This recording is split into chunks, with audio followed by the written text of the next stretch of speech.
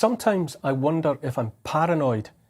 Sometimes I wonder if being paranoid isn't a good thing in these troubling times. Pharmaceutical giant Johnson & Johnson, the maker of one of the COVID-19 vaccines, is facing thousands of lawsuits in the US from people claiming its baby powder caused their cancer. For decades, according to a Reuters news agency investigation, Johnson & Johnson knew the product was sometimes contaminated with asbestos, a substance that can cause cancer. But the company kept that information from industry regulators and the public. This week, Reuters claimed Johnson & Johnson had also investigated the option of shifting the liability from the lawsuits to a separate, newly created subsidiary company, which could declare bankruptcy and so limit the impact of any damages resulting from the lawsuits. Long before the baby powder lawsuits, Johnson & Johnson had faced other legal actions alleging harm caused by other products. As I said at the beginning, Johnson & Johnson is the company behind one of the COVID-19 vaccines, and millions of doses of their offering have been injected into millions of people. Carcinogenic asbestos in baby powder. Plans to offload the problem to a subsidiary company so as to declare bankruptcy and limit the hit from any damages. A history of seeking to keep from the general public unfavourable information about their products. Some people are suspicious about the safety of a vaccine from the same company. It's important to stress this is not just about Johnson & Johnson, far from it. Many people are hesitant, at least, about all of the vaccines pushed by all of Big Pharma. 2 years ago, I had barely heard of Pfizer, Moderna, AstraZeneca and others. Now their names are as familiar as those of characters from the movies. Across the world, governments have accepted indemnity so that companies producing the vaccines don't have to pay compensation in the event of any harm done. And yet, people hesitant about vaccine safety are dismissed and vilified as swivel-eyed, tin hat-wearing conspiracy theorists. Just being hesitant about vaccine safety and asking questions about products destined for their bodies, for wanting to wait and see what long-term research might reveal, reasonable people are made targets for shame and abuse, sacked from their jobs, lives ruined. Careful now, people will say we are paranoid. The European Medicines Agency is investigating reports of changes to women's menstrual cycles attributed to the vaccines and suggestions of associated effects on fertility. No one can yet know the truth of it, and yet scarcely has the topic even surfaced on mainstream media. Paranoia, that's all it is apparently. Paranoia, pure and simple. It's useful to know that in the USA, once a government accepts a vaccine for use for all children, and it must be all children, then that country's government accepts in perpetuity, which is to say forever, all liability for the consequent effects, good or ill, of that vaccine. From that moment on, the moment when the needles go into the arms of babies, the companies producing those products are off the hook. And not just in relation to effects on children, but for effects on recipients of every age. Paranoid? Moi.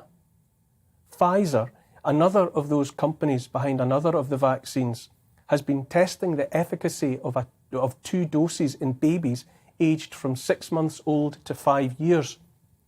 It appears 2 jabs is not enough, however. Now, according to the New York Times, they are assessing the efficacy of 3 doses administered to the same age group. In March, the first 10,000 pages of Pfizer's data relating to their vaccine are due for release in the US by the Federal Drug Administration, despite the company having gone back to court twice in hopes of blocking release of said information. Round and round and round we go. Where she stops, nobody knows. According to the Evening Times newspaper in Glasgow, Public Health Scotland is to stop publishing data on COVID deaths and hospitalisations by vaccine status over concerns such information is misrepresented, and I quote, by anti-vax campaigners, close quote. Let's have a look at the facts, shall we? The facts the Scottish Government would prefer were not published. During the 4 weeks up until February the 4th this year, 478 Scots died and had COVID registered on their death certificates. Of them, checks notes, 417 out of the 478 had been fully vaccinated. Let us be clear, as we do like to say these days, 87% of those that died of or with COVID in Scotland in the 4 weeks until the 4th of February were vaccinated. But the Scottish Government would prefer you didn't linger over that thought, far less contemplate any significance it might have in the long, murky story of this present emergency, now 2 years old and counting. 3 weeks to flatten the curve, save our NHS, we're all in it together. But that's plainly enough of that. No more such data are to be offered up for public consumption, lest they be, and I quote again, misrepresented by anti-vax campaigners. And then there's Canada. Poor old Canada, that is home to family and friends of many of us. The increasingly puffy and pasty Prime Minister Justin Trudeau, looking more and more like a waxwork dummy left too close to a radiator, has clutched desperately, drowning man that he surely is, at emergency powers. He evidently fears the truckers and their wives and their little ones and their freedom protest, and so feels as vulnerable as a sandcastle facing the incoming tide. His dad, Pierre, invoked similar powers, but in the old man's case, it was in the face of actual terrorists who, among other things, had kidnapped politicians in pursuit of an independent socialist state of Quebec. Pity Justin, he of the B-movie actor looks, has taken up the same authoritarian stick, empowering himself to do whatever he wants in order to get his own way, in the face of families minded to put up bouncy castles, to offer free food for the people of Ottawa, and to invite them to relax in pop-up saunas. Protesters politely asking for the return of their rights, the right to go to the cinema with their kids, to go out to a restaurant, to earn a living, all without a mandated vaccination, are seen softly singing the Canadian national anthem. But a politician with a taste for blackface called them racists and fascists. His police stole their food and fuel. In the past hours, his myrmidons have trampled people, including a woman on a mobility scooter, under the hooves of their heavy horses. Lesser Trudeau has gone to war against peaceful men, women and children, and also dogs. US media are reporting that if you're a trucker defying his will, your pets will be seized and, quote, relinquished after 8 days, which is being interpreted as plans to put those animals down. All of this is happening right now in Canada, our sister nation, and yet word of condemnation from any of our leaders on this side of the Atlantic, including Boris Johnson, comes there none. I suspect this is because they are, all of them, Johnson, Macron, Ardern and more, cut from the same bolt of cloth and waiting to see how brother Trudeau gets on. There is, shamefully, precious little coverage of the violent suppression of Canadian people on any legacy media. 3 weeks to flatten the curve, we were told, 2 summers and 1,000 years ago. Now it's time to trample peaceful protesters and take their dogs.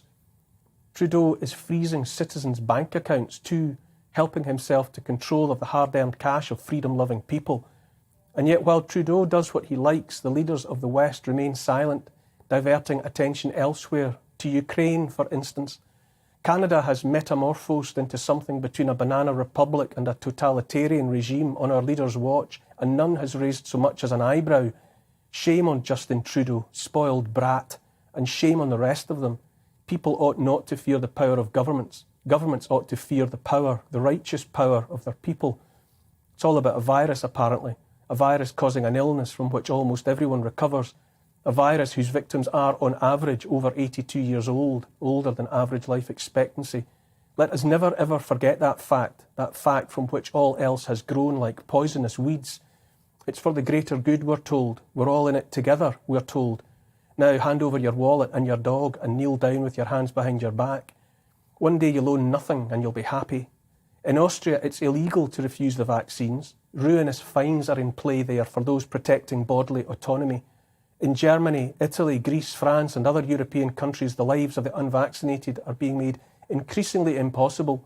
The lives of the vaccinated are hardly what they once were either. And don't let's get started on the prison islands of Australia and New Zealand. Clap for carers, they said. 15 million jabs to freedom, they said. It feels like we blinked then, and suddenly it was sack the filthy vax dodgers, except, oh wait, let's not, for now. In Canada, it's accept the mandate or we'll freeze your bank account. You'll lose your dog and we'll trample you under the hooves of horses because of a respiratory virus from which almost everyone recovers. So here's the thing that haunts me, that I won't drop and that won't go away. Just because you're paranoid doesn't mean they're not out to get you.